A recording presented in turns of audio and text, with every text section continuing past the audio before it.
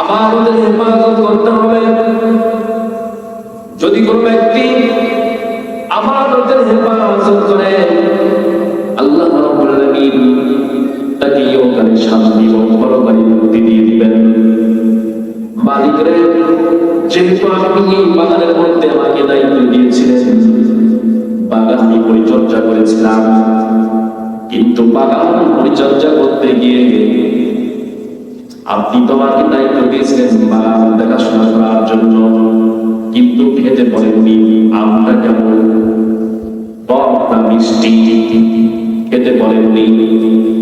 যেহেতু আপনি আমাকে দায়িত্ব দিয়েছিলেন মালিকরে, এই দায়িত্ব দেখাশোনা করার জন্য, পরিচর্যা করার জন্য, কিন্তু আমি এই পরিচর্যা করার পর কিভাবে আম খেতে পারি? যেহেতু আপনি দেখাশোনা করতে বলেছেন, দেখাশোনা করি, কিন্তু আম আজ পর্যন্ত একটা আম বের হতে কথা, আমি আম যখন গাছ থেকে পড়ে তারপর আমি খাই না। বলে সুবহানাল্লাহ, এতটা পরেশগারী। মালিক তেমন আশ্চর্য হয়ে বললেন, মুবারক রে, এই জামানায় এরকম কোন মানুষ আছে নাকি যে মানুষ এরকম পরেশগারী হতে পারে? কিছুক্ষণ তিনি চুপ করে থাকলেন।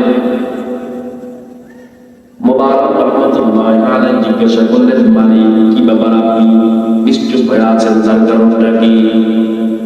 তখন মালিক বললেন, মুবারক রে, বাড়িতে একটা মেয়ে আছে, খুব পরহেজগারী, পর্দাশীল মেয়ে।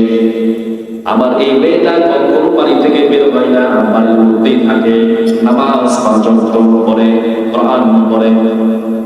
কিন্তু মেয়েটা বড় হয়ে গেছে, ওই রকম জামাই খোঁজার জন্য চিন্তায় ব্যস্ত আছি। যদি এইরকম মেয়ে যদি আমার ওই রকম জামাই যদি মিলত, তাহলে কিন্তু এইরকম জামাই যদি আমার ভাগ্যে আমার বাড়িতে মিলত, তাহলে আমি সঙ্গে সঙ্গে এইরকম জামাই করার জন্য প্রস্তাব দিয়ে দিতাম।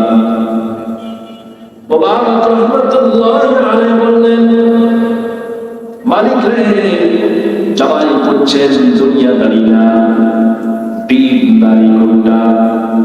যদি দুনিয়াদারি করতে থাকেন, তাহলে মা দৌলত ওলা যা হয়েছে, ক্ষমতা যা হয়েছে, টাকা পয়সা যা হয়েছে, যে টাকা পয়সা যে ক্ষমতা ওলা তাকে দিয়ে দেন, তার সঙ্গে বিয়ে দিয়ে দেন।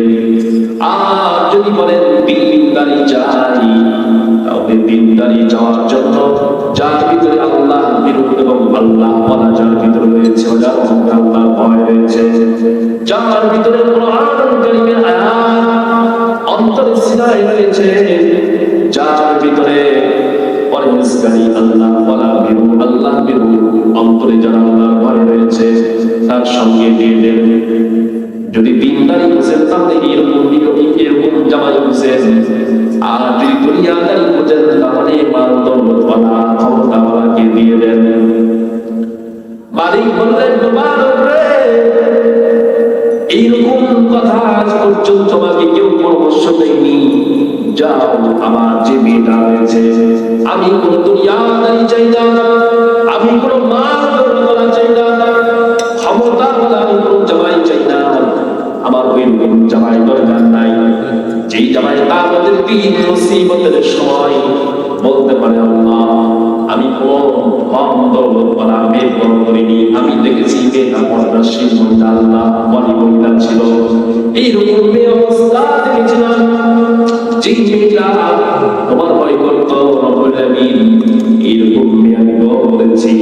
আর আল্লাহ, আমি কোন ক্ষমতাওয়ালা ছিলাম না, মাল দৌলতওয়ালা, ক্ষমতাওয়ালা কোনো কিছুই ছিলাম না।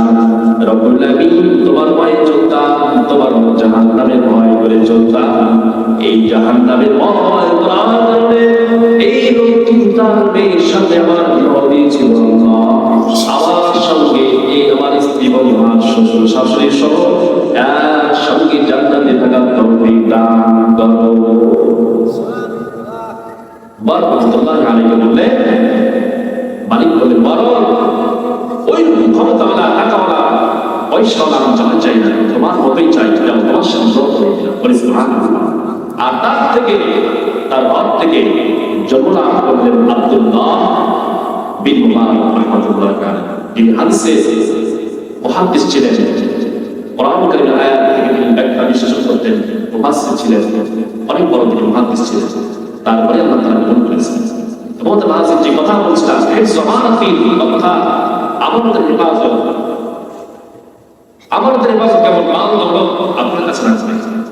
আল্লাহ সাল্লাল্লাহু আলাইহি ওয়াসাল্লাম যখন তিনি ছোট্ট ছিলেন তখন থেকে তার কাছে কিন্তু কাফের বেঈমানরা মুশরিকরা মাল দৌলত টাকা পয়সা সবকিছু তার কাছে রাখতেন। তিনি কিন্তু যথাযথভাবে আমাদের খেয়াল করতেন না, পৌঁছে দিতেন তাদের কাছে। সত্য কথা বলতেন, মিথ্যা বলতেন না। এই জন্য তাকে বলতেন আল আমিন, সত্যবাদী বলা, বিশ্বস্ত বলা। এরপরে আসলে কথা না বলুন, আপনাকে কোনো গোপন কথা বলেছেন, ভাই আমি গোপন কথা বললাম, তুমি গোপন কাছে প্রকাশ করে দেব, এটা একটা কথা না বলুন।